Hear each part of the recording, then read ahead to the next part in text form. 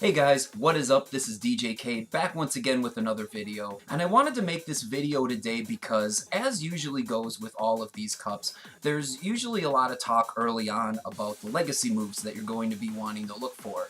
In this case, we have things like Rock Slide on Amistar, and Flamethrower on Ninetales, and Bug Bite and Poison Fang, which has already been discussed for some previous cups, as well as Ice Shard, Ice Beam, Lapras, which is something we just got as a part of our recent Community Day 3-hour raid thing.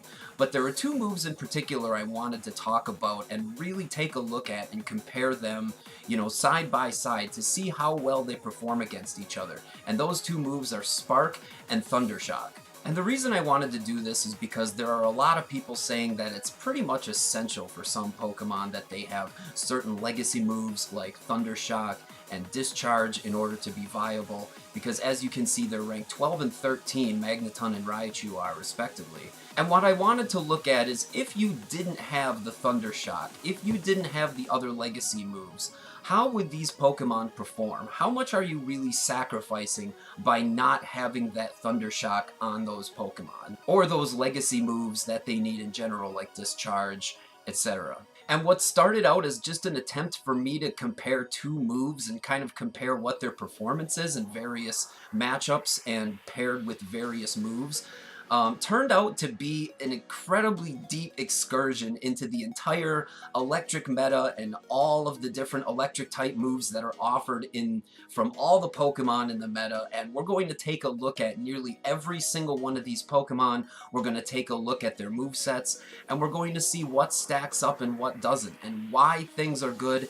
And I'm going to show you lots of numbers so you can really get a good understanding of how different fast moves perform, how they charge certain charge moves, how much damage they do, and all sorts of other things. So the first thing I want to do is get back to this graphic that I had displayed at the beginning of the video, and this is basically all of the electric moves in the game, or at least the ones found in the game's code, and these are their stats for PvP. And as you can see, we've only got 4 electric type fast moves: Thundershock, Spark, Charge Beam, and Volt Switch. And we actually have a pretty decent variety of electric type moves, from all the way from Thunder Punch all the way down to Zap Cannon. Now what I did for the electric type fast moves is I organized them in terms of the fastest charge moves first, or rather in this case the highest energy gained per turn ratio. And it just so happens that when they're ranked this way, they're also ranked in terms of speed as well. And as a matter of fact, Thundershock and Spark, the two moves that are in question today, are actually incredibly similar. As you can see indicated by this time and CD, which stands for cooldown, they're essentially the same speed, except with Spark you gain 1 extra power and you have 1 less energy gain.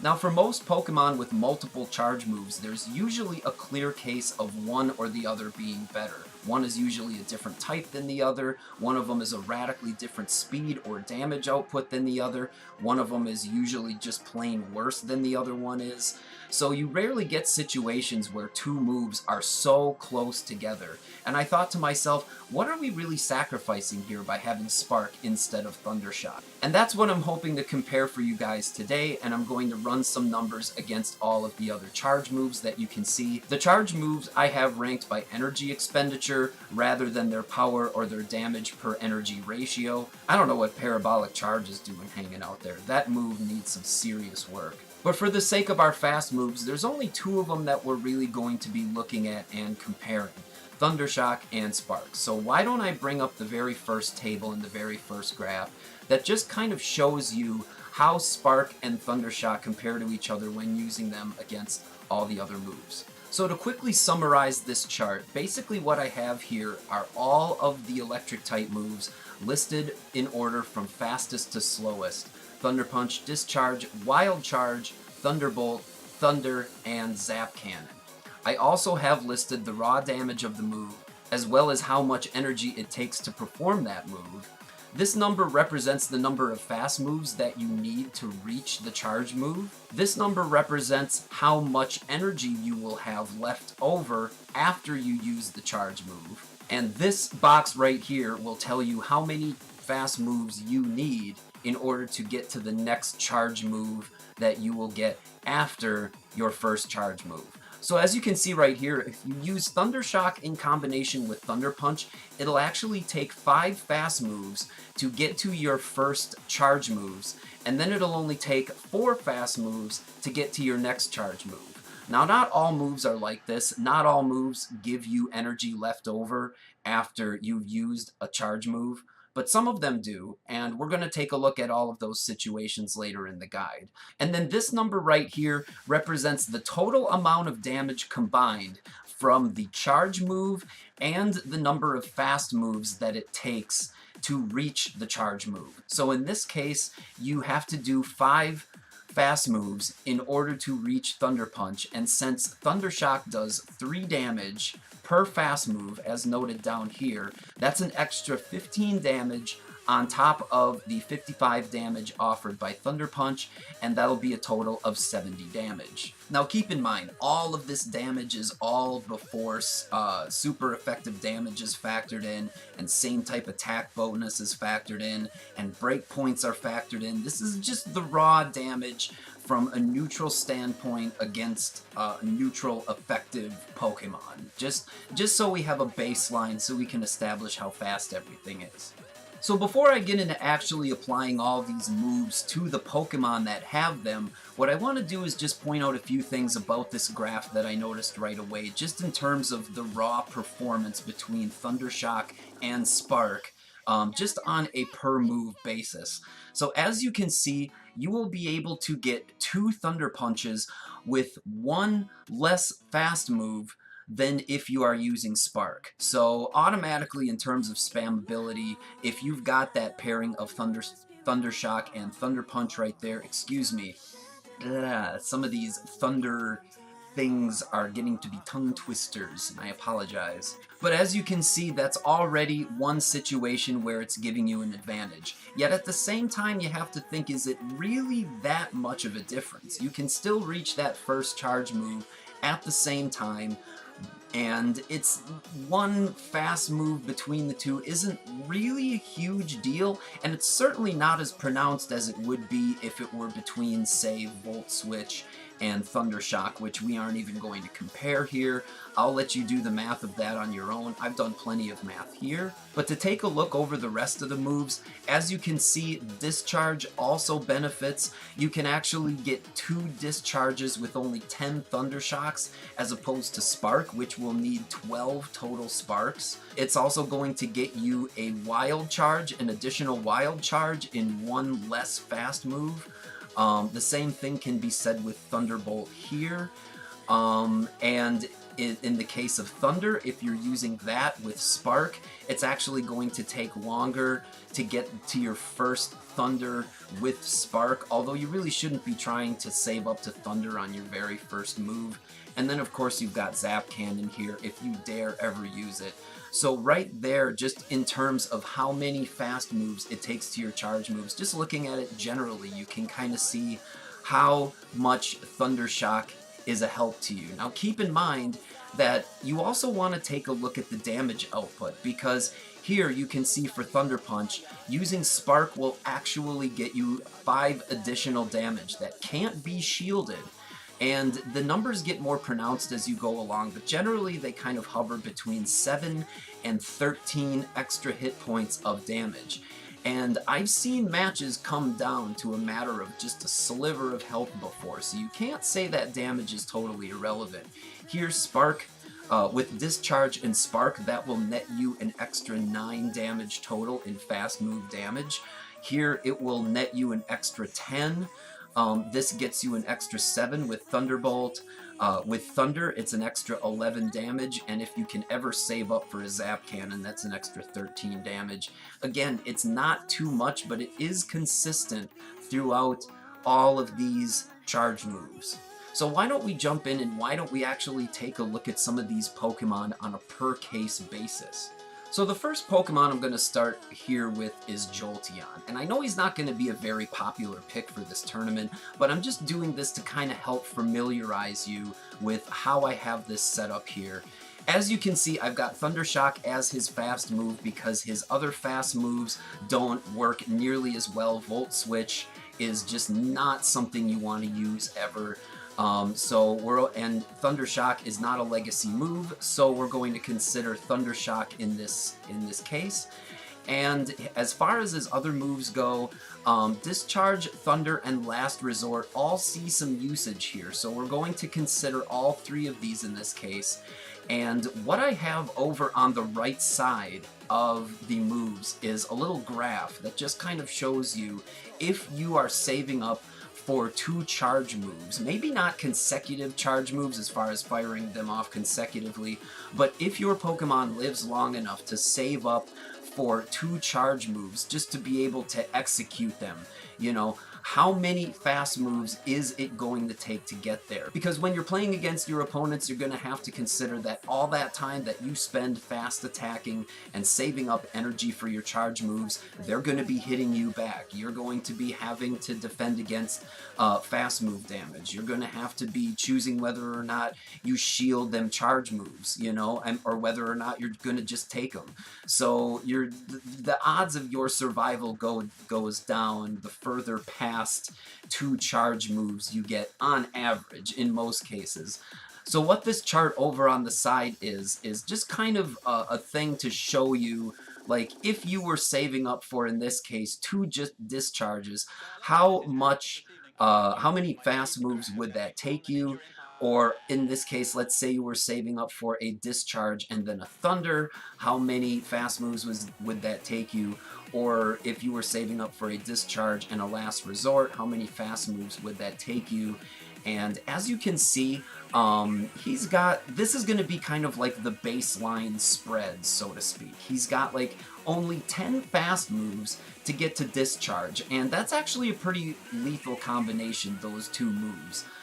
That's actually a pretty fast spammable move, and it does have 65 base damage, which is not too terrible. So that does put him in the running for one of the faster spamming Pokemon, believe it or not. But then when you're trying to decide on what the second fast move is, you have 2 options really, Last Resort and Thunder. And when you take a look at this graph, if you are going to be running Discharge and Last Resort, the squares that you are going to want to be looking at are these 4 right here. So he's got like 10 for 2 discharges, 12 for a discharge and a last resort, and 13 for 2 last resorts, which really isn't too bad. But if he's going to be running Discharge and Thunder, let's change the graph around. You are going to be wanting to be looking at these 4 squares right here. And what's the difference at this point? The difference between a last resort and a Thunder is only 1 fast move in this case. And Thunder is going to be dealing a lot more damage for only 5 more energy in this case.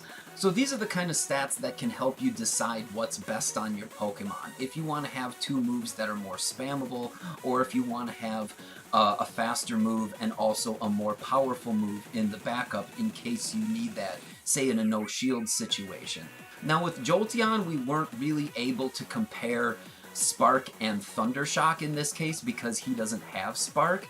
But what I'm going to do is just kind of bounce around to some of the other electric types real quick and talk about them and see how their chart spreads kind of compare. The next Pokemon I'm going to take a look at is Electrode, and this is a case where you can really see where not having Thundershock really hurts his performance in comparison to other Pokemon. He does have Spark and Discharge, which is okay. You can get 2 discharges with only 12 fast attacks, but all of his other moves are a little bit more on the expensive side. Thunderbolt and Hyper Beam. Like, I don't think anybody would ever run Hyper Beam, but you can see just how many fast attacks it would take to get there if you were to ever save up for 2 Hyper Beams.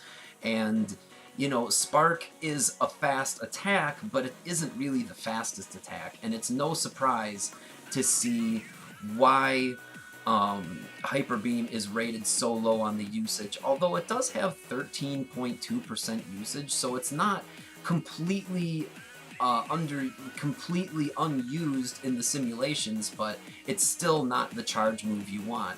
But then again, as you can see, compared to Jolteon, which is able to get to his fastest charge move in only 10 attacks, that definitely gives Jolteon the advantage. And this is a situation where I really wish he had some better attacks. I mean, technically Thunderbolt and Discharge are good, but Spark just isn't enough to give him the edge over Jolteon in that case. And Electrode is actually one of the tankier electric types. It actually has a higher defense, and it actually has like perfectly balanced defense and attack, and it actually has a decent amount of HP, so it's tanky enough to be a contender, but it just doesn't have the moves to get it there. And this is one case where you can see where if it had Thundershock, maybe it'd be a lot better. Alright, we're moving up the scales here. We're getting in more of the top tier. We've got Raikou here, and he really only has one incredibly viable moveset, which is Thundershock, because Volt Switch, you just don't want that. And then Wild Charge with Thunderball? Really?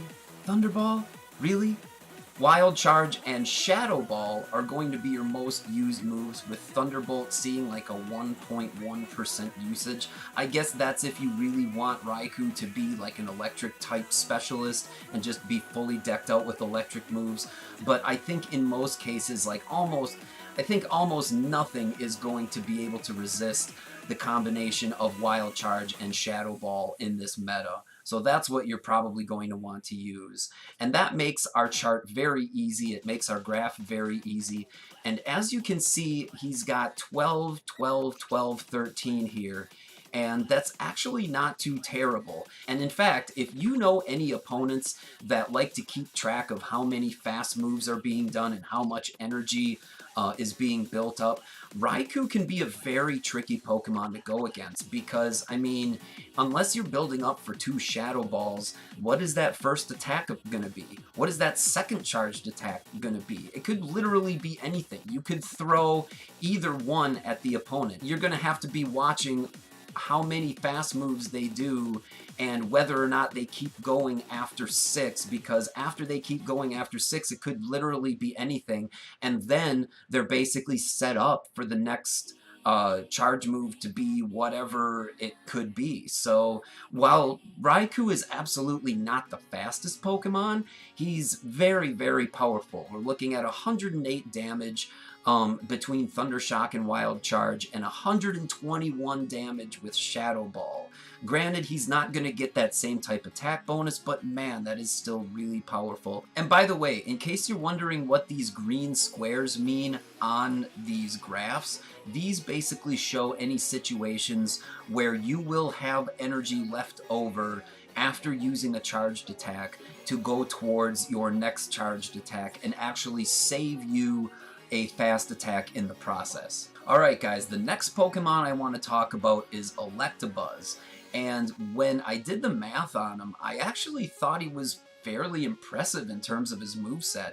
I mean, he's got a fast spamming move with Thunder Punch and Thundershock, which is going to be one of your fastest electric type combinations in this meta.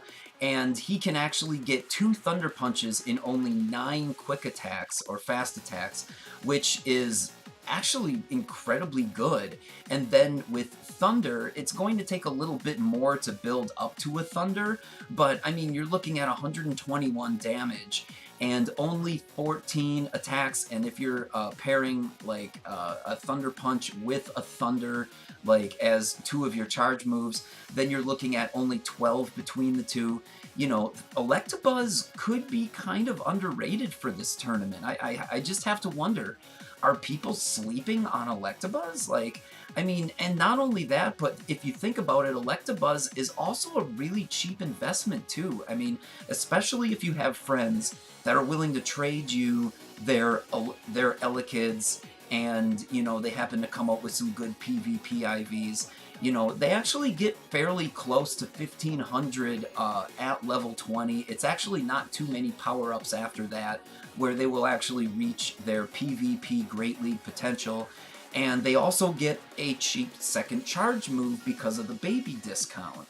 So if you don't have those legacy moves, you know, Electabuzz is pretty fast. He might be a sleeper hit for this tournament. Alright guys, now we're getting into the heavy hitters here. Now we're getting into some of the top Pokemon, and this guy is actually rated as the top electric type in this meta according to PV Poke. And unfortunately, this is a case where this guy is really going to suffer if he doesn't have those legacy moves. Now, as you can see, for this guy, I've actually got two different graphs on the side. And the top one represents how many fast moves it's going to take to get to these charge moves with Thundershock, and the second one is for Spark. And right off the bat, you can see a huge difference between the Legacy Thundershock and the Spark. On the second graph here, it's going to take two more fast attacks in almost every situation, except for those few situations that you see highlighted in green where you've got some energy carryover. In almost every other case, though, it's going to take two more fast attacks to get to those charge moves. And you can see that, especially on Magneton, having Thundershock is going to be way more valuable. Now, what I also want to point out, besides that unfortunate bad news, is that Magneton, if you do happen to be fortunate enough to have those Thundershocks, then he's actually got kind of a diverse and quick moveset. If you want to go for something quick, you can actually rock with Discharge and Magnet Bomb, which is going to give you, in each case, either 10s across the board or 12s across the board, depending on which fast move you have. Now, it's kind of interesting because they're so similar. I mean, Magnet Bomb does a little bit of extra base damage, but it doesn't have the same type effectiveness as electric moves do in this cup, which is one of the reasons why you want to bring in an electric type. But as far as Discharge, though, that also happens to be a legacy move on Magneton. And unfortunately, it isn't really the Thundershock that's his Achilles heel, it's actually that legacy Discharge move. Because without it, you really don't have a good spammable option as far as electric type moves. You kind of have to rely on Magnet Bomb for that. I mean, Flash Cannon is kind of expensive. It's kind of a slow move. It's not terribly slow, but Zap Cannon is just going to take so many hundreds of years to build up to. I mean, it's just going to take you tons of time. Your Magneton is going to get dusted by a Charizard long before you can get there, long before you can even use it on a Charizard. So Magneton really sits in a tough situation as far as Thundershock, and especially with that Legacy Discharge move.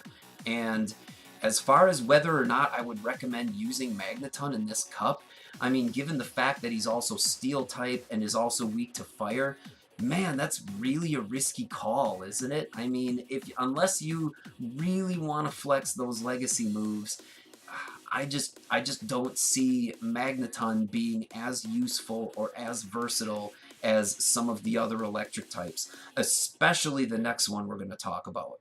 Alright, so this is it, guys. This is the big reveal of what I've been building up to with this video. The number one for this cup, the Legacy Raikou, the one that everybody has been talking about.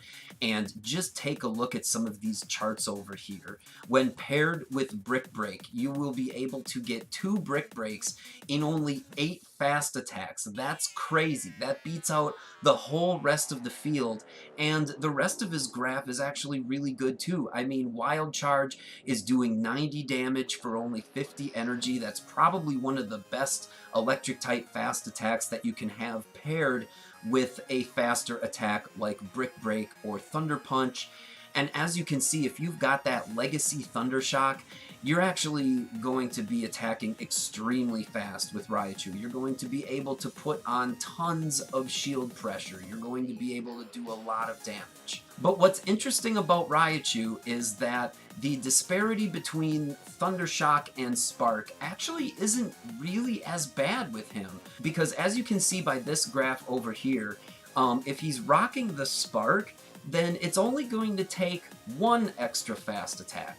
I don't know why that's so different, that almost every charge move is going to take 2 more fast attacks on Magneton, whereas on Raikou it's going to only take, 1 more fast attack. But that's kind of interesting when you look at it. I mean, at least Wild Charge is going to be a little bit more expensive for sure, but honestly, this graph doesn't really look too much worse. And if you've been asking yourself the question with your Raikou, well, I don't have one that's Legacy, I mean, should I be using it without the Thundershock? In my opinion, yes, this is still one of the fastest Electric-type Pokemon, especially when you're considering getting up to those wild charges. He tends to have a better stat spread that's better overall for PvP, and whether or not you choose to pair it with Thunder Punch or Brick Break, each of these are going to provide a lot of shield pressure.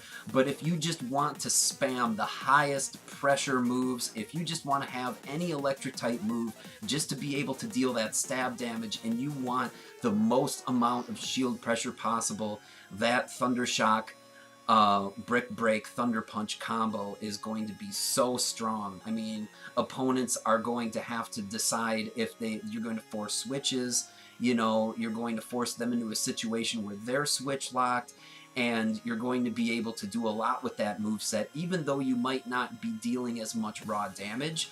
As you can see, Brick Break is going to do 52 total damage with Thundershock and 60 total damage with Spark.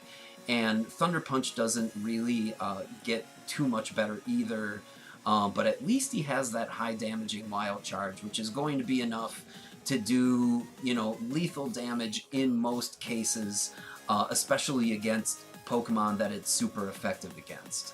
So there you have it, a little breakdown of all the fast moves, all the charge moves from the top electric types, and what you're going to be seeing in this meta, and hopefully that gave you an idea of why specifically the faster moves tend to be so much better overall for PvP in almost every instance. I mean, when you take a look at all the top Pokemon, Magneton, Raikou, Lantern, wait, I forgot Lantern. Actually, no, guys, it didn't slip my mind at all. I really wanted to go and take a look at Lantern because he is such a different type of Pokemon, and he does have such different fast attacks than the other electric types that we've talked about. In almost every case with the other electric types, it's either Spark or Thundershock. The Pokemon usually either have one or the other, and it is usually, one of those two moves is usually the best. In all of those cases that I just talked about, actually, is going to be the best option for those Pokemon. But then I took a look at Lantern, and I realized that his fast moves are completely different in this case.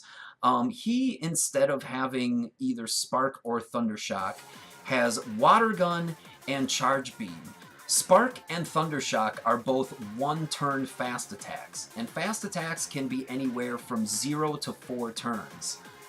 Now, Water Gun, on the other hand, is a 0-turn fast attack, which means that it is technically going to be twice as fast as Spark or Thundershock.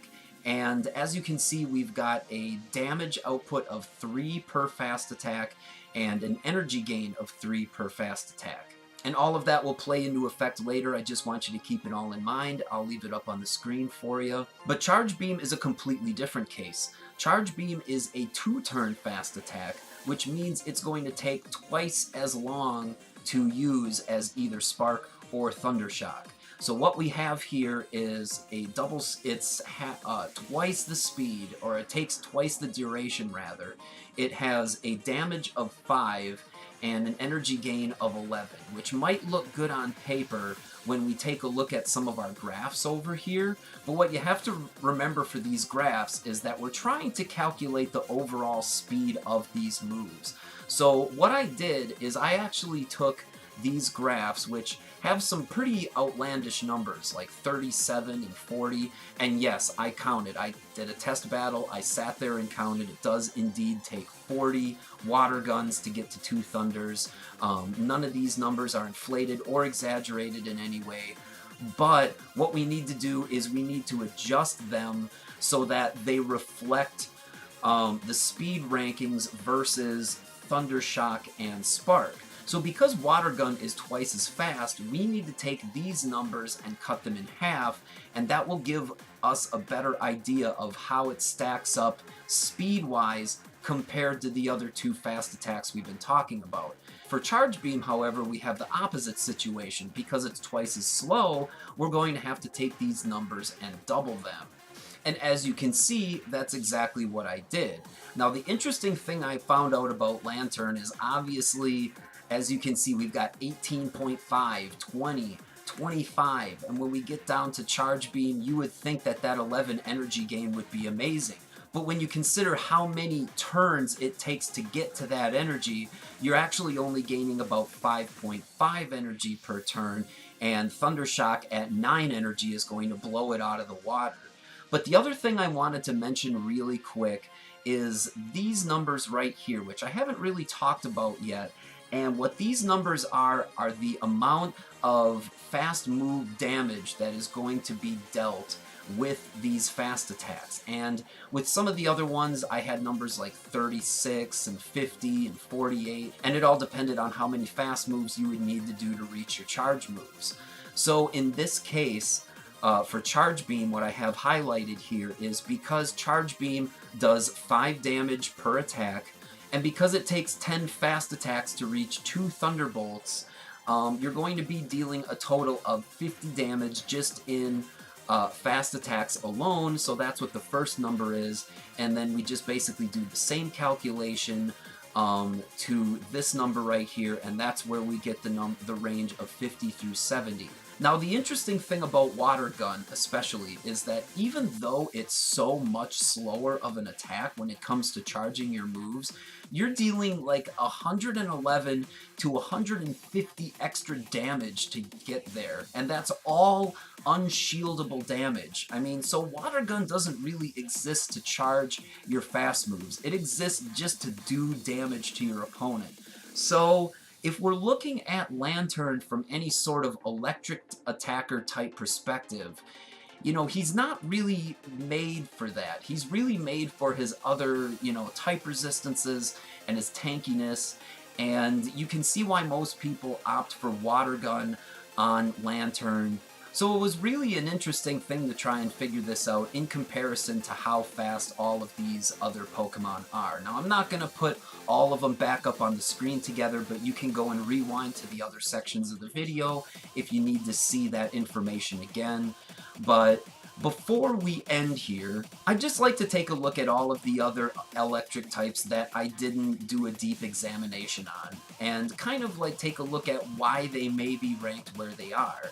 And as we go down, we've covered Magneton, Raichu, Lanturn, Raikou, Electabuzz, Electrode, Jolteon, and now we're starting to get into territory where we're considering the unevolved forms here.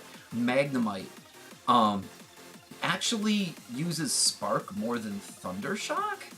That's kind of interesting. I'm not sure why that is. It might just be because of the fast move damage. I don't really understand why, but this actually has a decent moveset, and probably what makes it ranked just underneath Jolteon. I mean, I'm not sure if you can even get a Magnemite up to 1500. I didn't do the research on that, but this would be a fantastic moveset if Magnemite were any more powerful. And now we're getting down to Flaffy here, and where's Ampharos in this equation? I mean, he must be way at the bottom. Flaffy, just with nothing, just with Charge Beam and Discharge and Thunderbolt being okay, Power Gem being okay. I mean, even PV Poke thinks that all of these moves are okay, and it's easy to see why Flaffy is ranked so far down just simply in terms of his moves. And we finally get down to one of my favorites and my team mascot, Zapdos, and this is a Pokemon that you would think would be more meta relevant because he negates that ground type weakness that a lot of the electric types have, so therefore you would think he would be more viable in certain situations, and he just isn't, unfortunately. Now, I don't know if PV Poke takes Thundershock into consideration when they're doing the rankings for this, but just to let you guys know, you can't get a Legacy Thundershock Zapdos into Great League, and I'm going to show you why right now. So Thundershock was a legacy move that, to my knowledge, was only available for the 3-hour raid community extravaganza window back when they were still doing that with the shiny legendary birds, and every gym became a raid for 3 hours. To my knowledge, that's the only way you can get a Thundershock Zapdos. I don't think he was ever released in field researches with Thundershock, but if you take a look here, you'll see that even if you manage to go out and raid and get a Zapdos with Thundershock on that day, and you got the worst possible IV combination, the minimum level being level 20 without a weather boost, as you can see, he's got 1930 CP, which is way over the Great League. Now, let's just say that you traded somebody for their Zapdos. Like, you traded a good friend for a Zapdos. The lowest possible IVs you could get from a good friend trade is 111. And you have to be at least good friends in order to be able to trade with somebody anyway. So if we adjusted these IVs to show what a 111 would look like at level 20, as you can see, it's still 1783 CP, which is again still too powerful for the Great League. And even if we could somehow get ourselves in all zeros, then we're still looking at 1766. So I think maybe that's why Zapdos isn't ranked any higher. That could be one of the reasons, simply because it's, you know, maybe the sim isn't taking it into account. I would have to know more about how they code that, and I don't think it's excluded from the list because they're going to show you all the moves if a Pokemon is eligible at all, which Zapdos is. Unfortunately, it only has access to Charge Beam for the Great League, and if you take a look at its other moves, being Thunderbolt, Zap Cannon, and Thunder, all of these are going to be pretty expensive. Now, guys, I lied.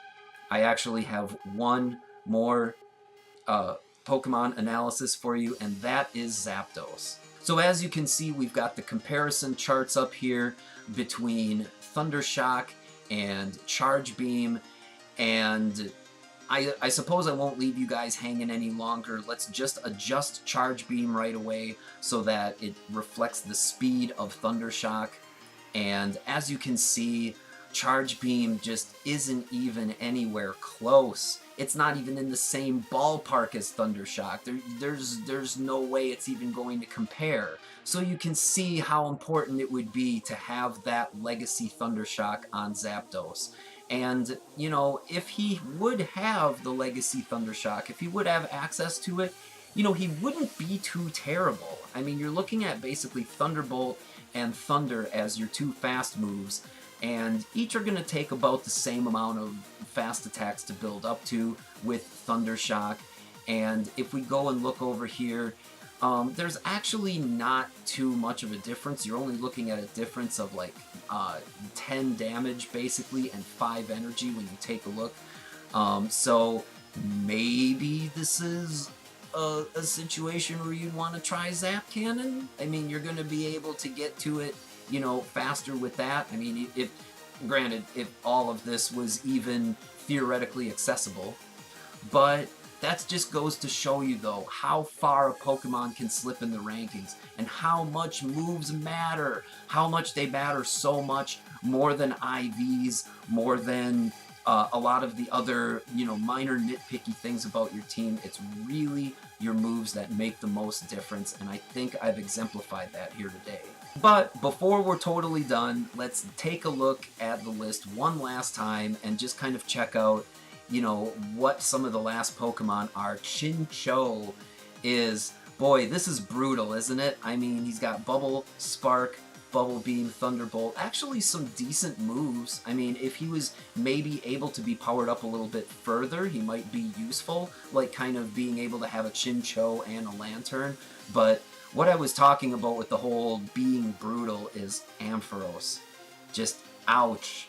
You know, this is a Pokemon that I was really personally hoping to see be useful in PvP because, you know, it does have good stats. It's actually a fairly tanky Pokemon when compared to some of the other electric types. In fact, let's take a look at this real quick.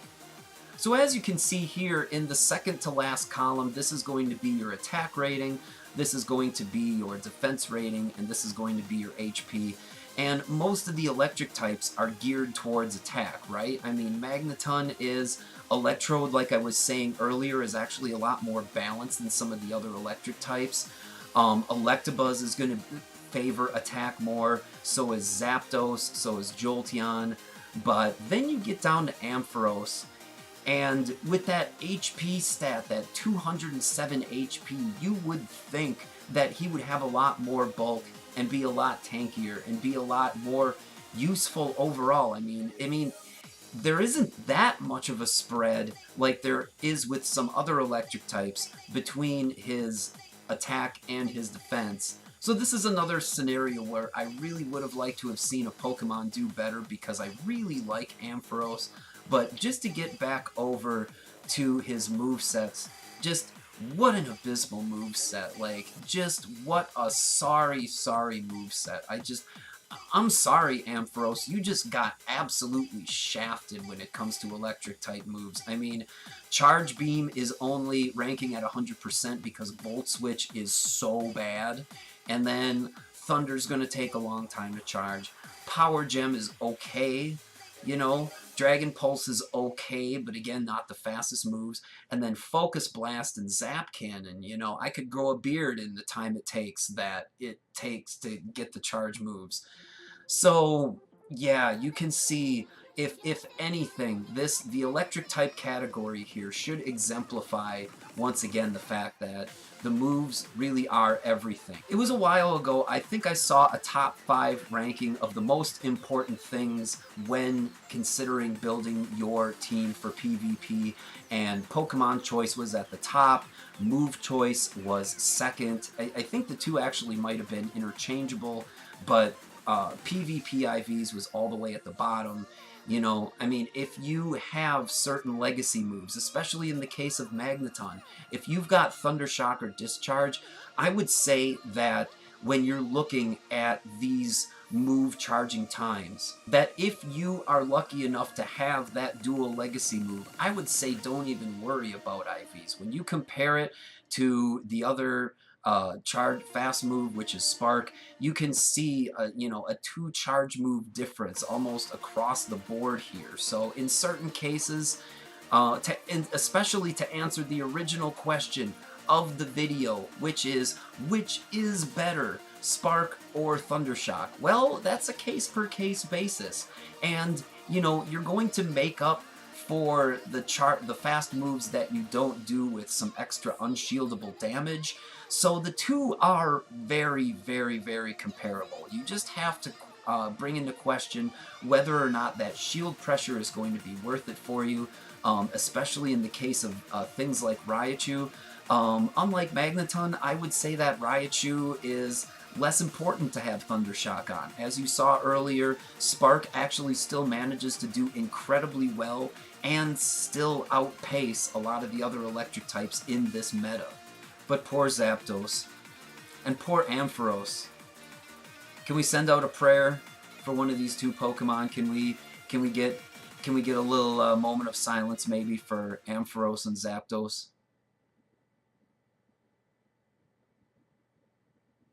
Alright, that's good enough. So once again, guys, if I haven't said it already, thank you so much for tuning into my video. Thank you for watching all the way to the end. I hope that you learned something here. I really tried to dive as deep as I possibly could into Spark and Thundershock and ended up diving into the entire electric meta and really learning a lot about how some of the inner mechanics of PvP work, especially in terms of fast moves, charge moves, how fast you're going to be able to get there, and I hope I gave you some raw data which either gave you some confidence in your team or gave you some ideas for options that you could have when considering an electric type for your team, if you're even going to run one. So if you like this format, if you like more kind of like deep move analysis videos like this, I didn't really have plans on doing any more for any particular types. I only wanted to do this one for electric because this is such the moves were so close and they were so similar that I just wanted to be able to, you know, do this one comparison just to kind of help you answer the question of whether or not you need that legacy move or whether you can do without it. So take care. Thank you so much. Thank you for watching. If you like this, you know, at least give it a like, or ask me of any other move analysis videos like you'd like to see. I'm going to be doing my best to be bringing a lot more battles to this channel, to be bringing a lot more content in terms of my community day experiences, my previous GoFest experiences, a lot of other things. I'm reaching ultra friend levels with a lot of people on Discord right now. So if any of you guys from the Discord are seeing this video, you know, just I'll keep sending gifts, I'll keep doing what I can do, and pretty soon we're going to be having battles left and right on this channel. We're going to be trying all sorts of things. So once again, guys, take care. I'll see you all in the next video. Peace.